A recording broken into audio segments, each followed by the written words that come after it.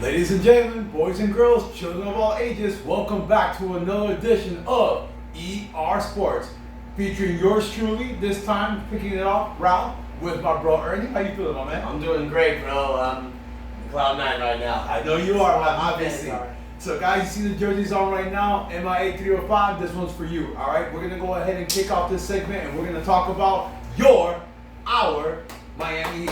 Woo! So. The reason we're doing this a little bit differently, man, because if y'all caught that free agent prediction video that we had a couple clips ago, if you haven't checked that out, you're going to see some of our predictions came true. KD, Kyrie in Brooklyn.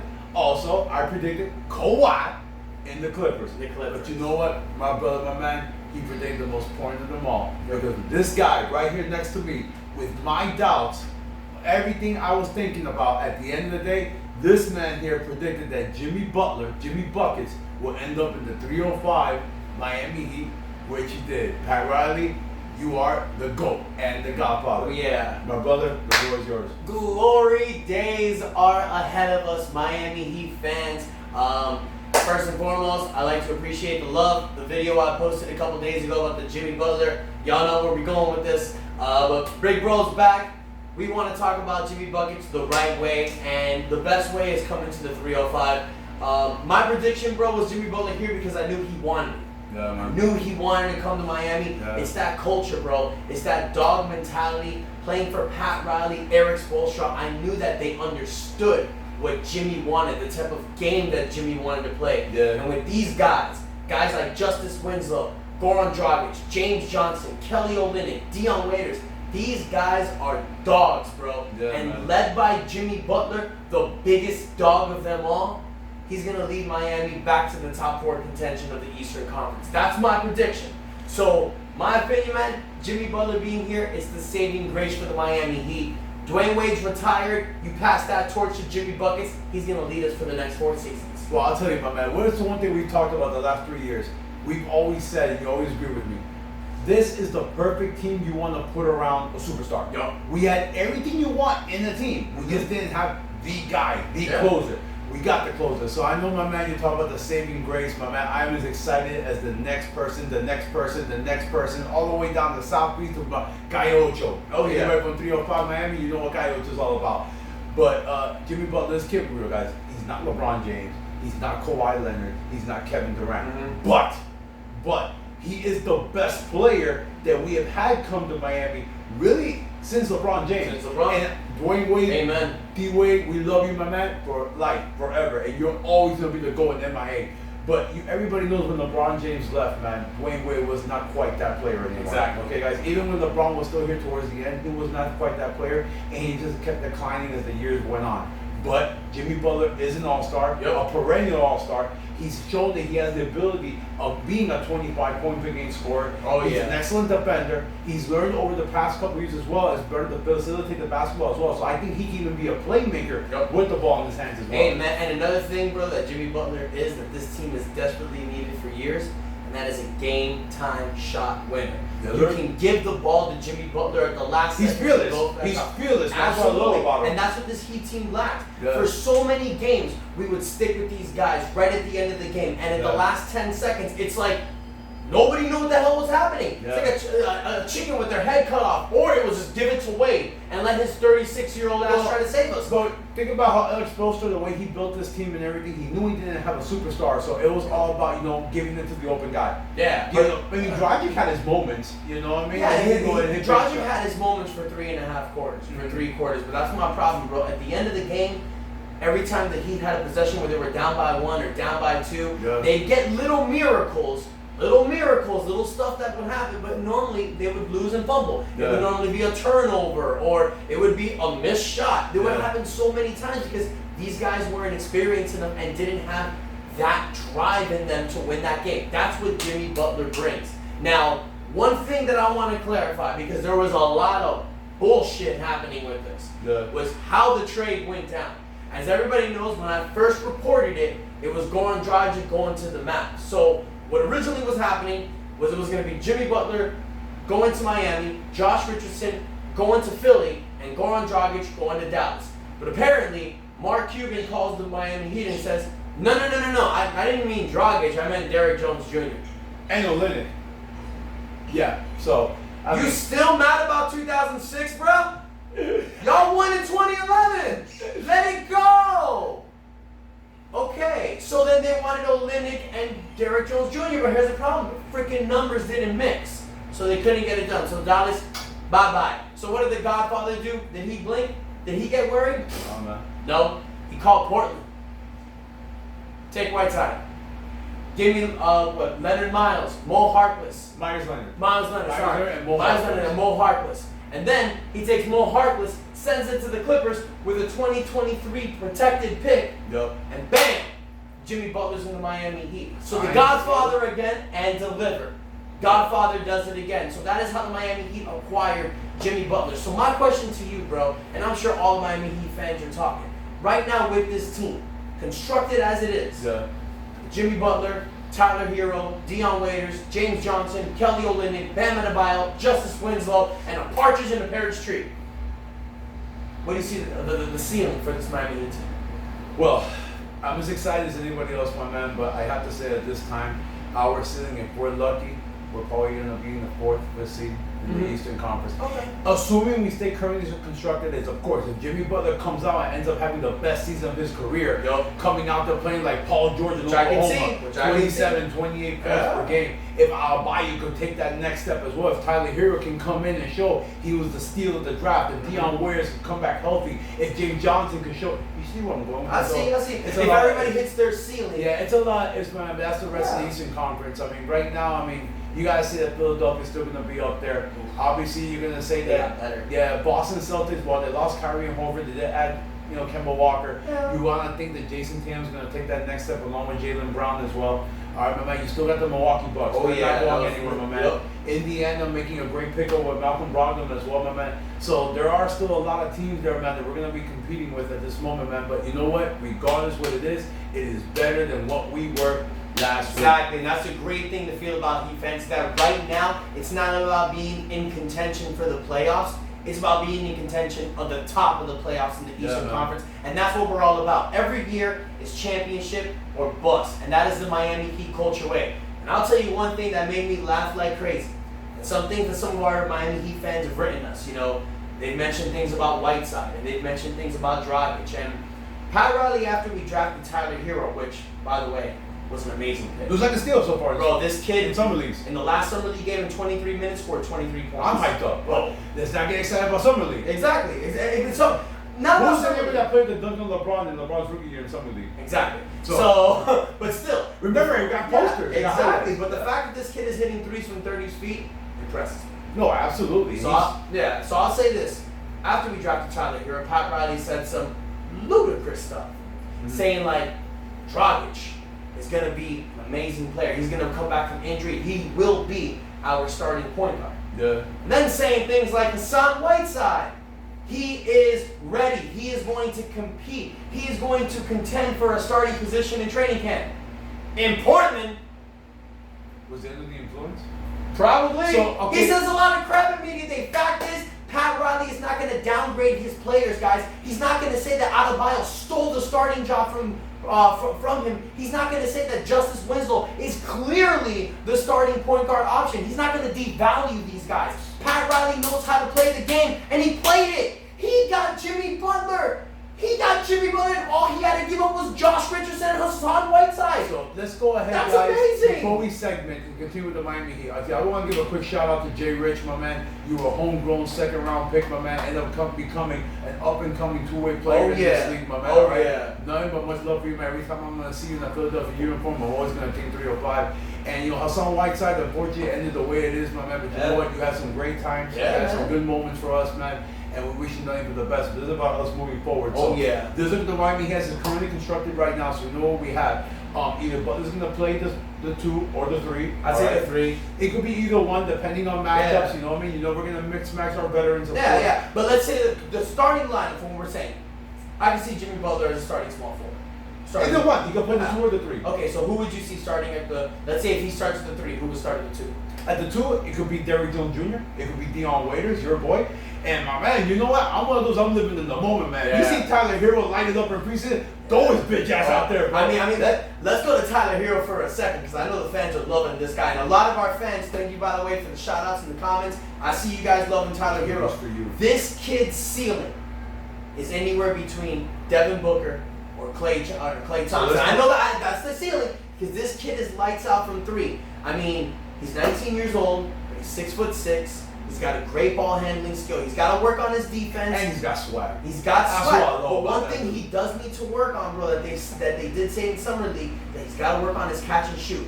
He's really good with the ball in his hands and maneuvering and shooting. But the problem with this team, the ball's going to be delegated between Butler, Dragic, and Winslow. So he's going to have to work on his catch and shoot a lot. So that is something we are going to have to see from him. But if he's knocking down 30-footers in Summer League, I think he's ready to go. And if this kid gets the minutes, gets the potential, and plays with these dogs, I can see him clearly being the number 2 option for the league. So before we go ahead and re-promote him being an up-and-coming all-star, let's let him go ahead and step on the Oh court. yeah, I mean, this is Miami Heat. No, my brother, you know what? Here's one thing, Rebo, that's really refreshing about this, my man.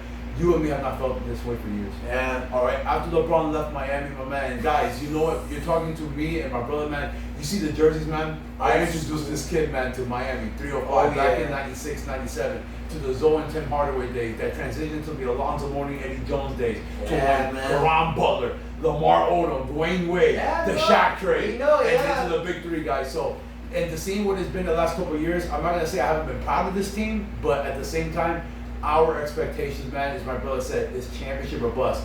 And while everybody cannot win the championship, I understand what Riley's approach was. Exactly. But you know what? He's finally flipped the switch and he's moving in the direction that we're in the segment to right now. So we got Jimmy Butler. All right, we got the rest of the pieces we have going on right now. You know, Whiteside's out, Jay Rich is out. We have what we have. We have no cap room as well. We missed on DeMarcus Cousins. So now, what we want to think about, what would it take Miami to get to that next level? So right now we're looking at the pieces they have in place right now. As we discussed plenty of times. We said Butler starting shooting guard. Well, let's not focus on the starting lineup so much because the thing is, we don't know what Waiters is going to be in the preseason. We don't know if James Johnson's going to come back. I think this Miami Heat team, my man, there is no starting five set in stone. Because remember, right now it's a positionless league. And if there's one thing I like about the fit that Miami has right now, we have positionless players. Yeah. Dragic can play the 1 and 2. Butler can play the 2 and 3. Tyler Hero is traditionally a 2, but I think he has the ability to play the 1 down the road. Even at 6'6", possibly a 3. You got James Johnson who can play the 3 and the 4. You have Leonard who can play the 4 and the 5. He might be a starting power forward, but you know what? When you're playing against an up-and-tempo team, against, like, for example, I'll give you like the Golden State Warriors. Yeah. You can go ahead and you can slide a leg at that starting Exactly. line. And if you've seen anything from Spoelstra, guys, a guy that last year used 27 different starting lineups, is that he doesn't play with a locked-in starting five. He goes by the matchup. And I think that's going to be the same scenario. Another guy that you mentioned earlier, my man, and I'm going to give him some love, is Meyers Leonard. Yes, Leonard. Leonard. This is the kid in the Western Conference Finals against Golden State, unfortunately, before they got swept. He dropped 25 points in the first half. Yeah. The kid, he's a big man, okay? He can run the floor and he can shoot the basketball. So he's like a Kelly Olynyk. I'm not going to say 2.0 because Kelly Olynyk is Kelly Olynyk. He's a Kelly Olynyk 1.2. You know what I'm saying? Okay. So I think he's actually going to mesh very well with this team. It was a very nice pickup. A very good pickup. And then when you're looking at the center power forward rotation, you got Adebayo, Olynyk, and Meyers Leonard. So I mean, it's so very there's nice not a starting five to answer the question, Rigo, and all of you out there. I don't believe there's a specific starting. But we're not Philadelphia. Yeah. Like Philadelphia's locked in. They got their locked in starting. Yeah, I see. Exactly. And just like I mentioned, we've had so many different lineups. Exactly. Spoelstra's probably going to go with the rotation. Yeah, he's going to strategize. Yeah. Now, like you mentioned. I don't want to say we struck out, but we didn't get Cousins. I know there was mutual interest in DeMarcus Cousins. We offered him the veterans minimum. He didn't take it. He went with the Lakers. There's another rumor floating around there, bro. There sure is. And I mean, I would say something, but I want to give it to them, bro. Give it to them. I want to give you the honors, bro. Tell the fans, let everybody know what's going on. What's the latest rumors? So here I am. Paul George gets traded to the Los Angeles Clippers. Oh, yeah. Okay, and they're going to be big time. Who's the first person that comes to my mind? What's going to happen to Russell Westbrook? 3 or 5 fans, you know I'm going to go with this. And then all of a sudden, I start having an epiphany. I'm like, damn, Russell Westbrook in the Miami Heat. Could it be possible? I go ahead and I text my brother and my best friend Mike C. You're gonna get on this eventually, Mikey. I hope you're watching this video, bro. Call me, talking to you, Mike C. All right, you better get it. We're gonna have 3 people soon. So, thank you for that. So I'm like thinking, guys, what if? Then all of a sudden, I'm seeing hoopshype.com, a reporter coming out with it. Then you see Woj dropping that watch out for one team Miami. Wait, bro, I should become a journalist. I'm saying. Dude, I'm just a poor kid from the 305 HIA. If you know from Miami, you know what HIA I'm talking about, but you'll stick to Miami, man. But I'm going to tell you one thing, guys. We're going to get straight to the chase right now, right to the point. I really believe, Ernie, man, that is a realistic possibility of Russell Westbrook coming to Miami. Absolutely. So let's go rapid fire on this. Go ahead. There are not many teams, if not few, that actually would be in the market for a player like Russell Westbrook. If you look at the landscape of the whole NBA, bro, most teams are already set at their point guard position. Okay. They know what the rush you're going to have, especially now all the 2019 free agent has finished. Everybody has their players in place. Okay. There's not necessarily a huge market for a guy who's 30 years old, who's had knee surgeries in the past, his game is predicated around his athleticism, that's willing to jump on a player who has 4 years and $170 million remaining on his contract on the wrong side of 30. Exactly. He just turned 30 years old right now, except for one team, and I can see that being the Miami Heat. Yep. So you're gonna ask, how does a team that's already into the luxury tax threshold, that doesn't even have an ounce, or even $1 of cap space, how can they make it work out? Guys, we're talking trades.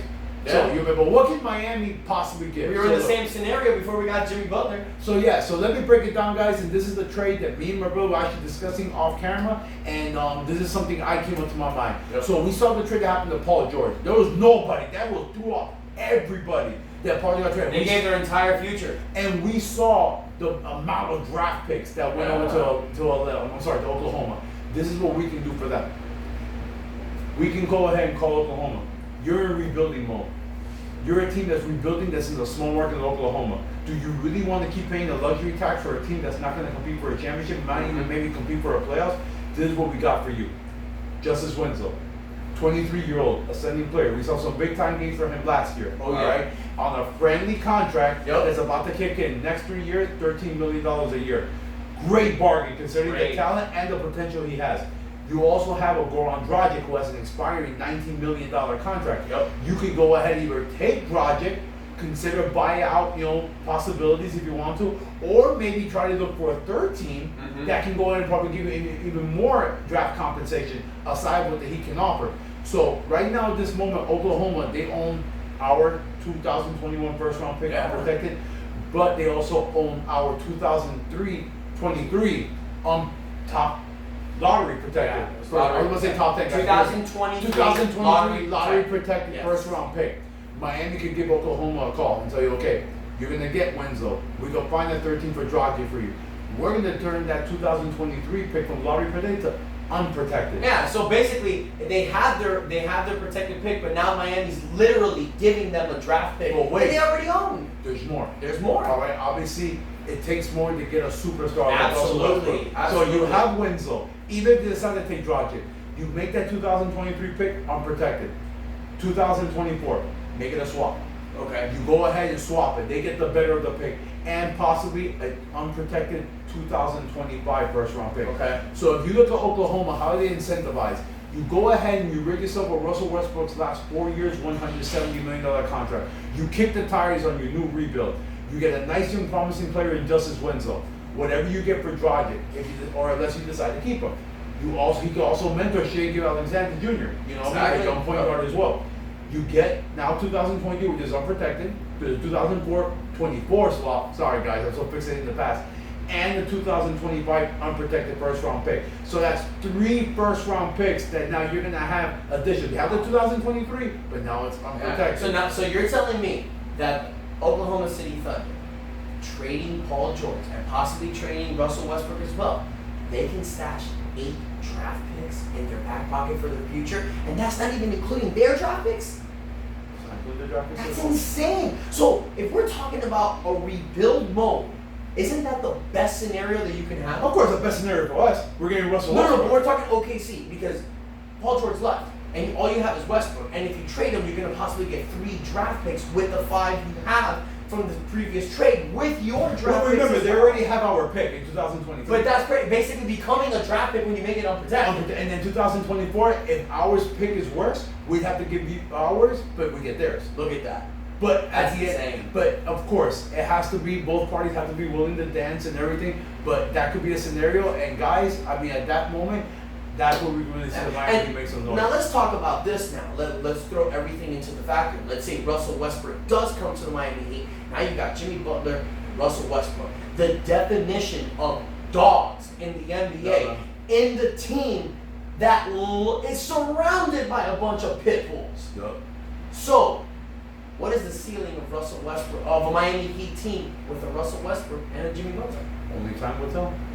Only time will tell. All we get to that until the day it actually happens. Until the day it happens. So, one other thing that we also want to discuss for the Miami Heat, besides the Russell Westbrook talks, there is another rumor floating out there. Bradley Beal. Not gonna happen. Not going to happen. But Unfortunately. some of our fans have mentioned it. Not to bring you guys down, my man, but right now at this moment, even if it's a situation where Washington says we're ready to trade Bradley Beal, they have better options out there, my man. They have better trade options at this moment. Yeah. You know, right now we're pretty much taking advantage of an Oklahoma City Thunder team Yeah. that can go ahead and say, you know, we're ready to kick the rebuild tires, and there's nobody really that's able to take that contract.